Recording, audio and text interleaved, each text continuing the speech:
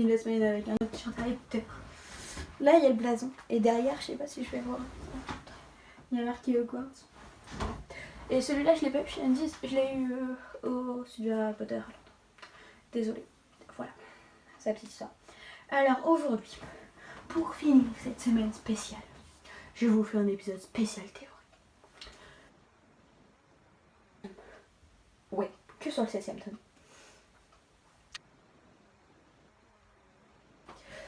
Alors, une de mes théories préférées et préférantes.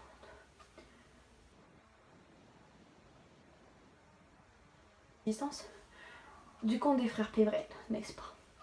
Les 3 frères qui veulent traverser le pont, blablabla. Je vous mets un lien dans la description qui raconte l'histoire, puisqu'on va pas. Voilà quoi.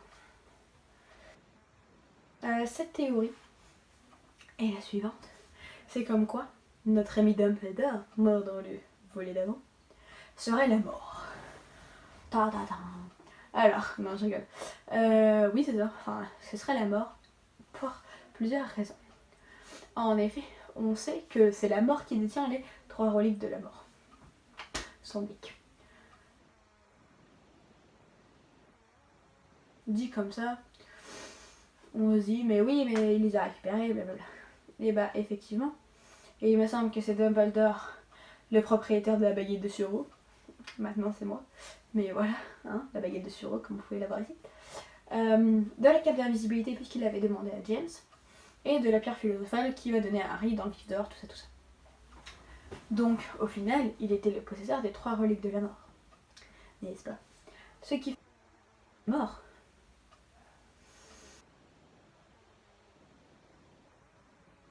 Qui...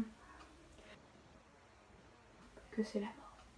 Effectivement, on nous dit que le 3e frère, celui qui avait la cape,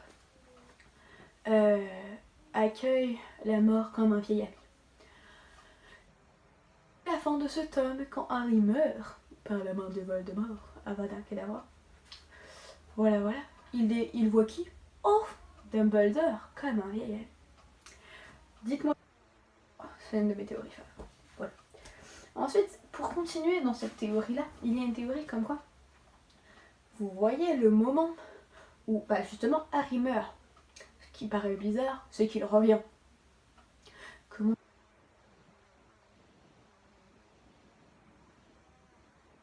Étant donné que Harry est le propriétaire de la baguette de Suro, puisqu'il a désarmé Drago, comme il le dit si Harry l'explique, que Dumbledore était le propriétaire de la baguette de Suro, Drago l'a désarmé, donc Drago était le propriétaire de la baguette de Suro, sauf que Harry a désarmé Drago, donc il est propriétaire de la baguette de Suro.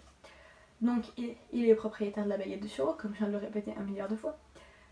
Dumbledore lui a donné la pierre de résurrection à travers le vif d'or, et il est le propriétaire de la cape d'invisibilité, ce qui ferait d'Harry le maître de la mort. Et là vous me dites, ouais mais tu nous as donné les mêmes trucs avant, en disant qu'à Dumbledore c'est la mort, ouais bref.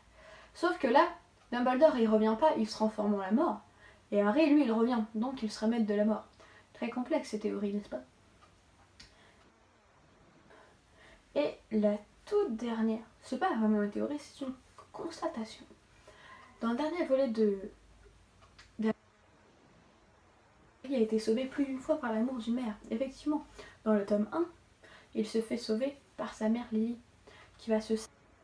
Oh, pas mon fils, qui va se sacrifier pour lui.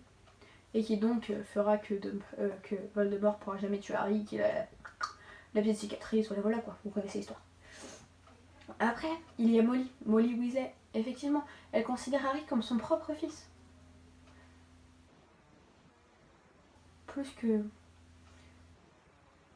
quoi. Et ce qui nous étonne le plus aussi, c'est d'entre les morts là, c'est Narcissa Malfoy, je vais y arriver, qui est là, qui s'est penché sur lui. On lui demande, est-ce mort? Et il fait, est-ce que... Non, elle le sauve en disant qu'il est mort pour en échange d'informations sur son fils Drago. Si ça c'est pas l'amour. L'amour du...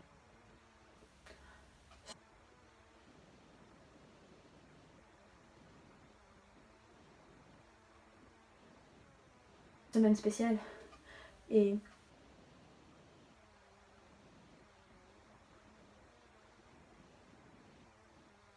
prochaine.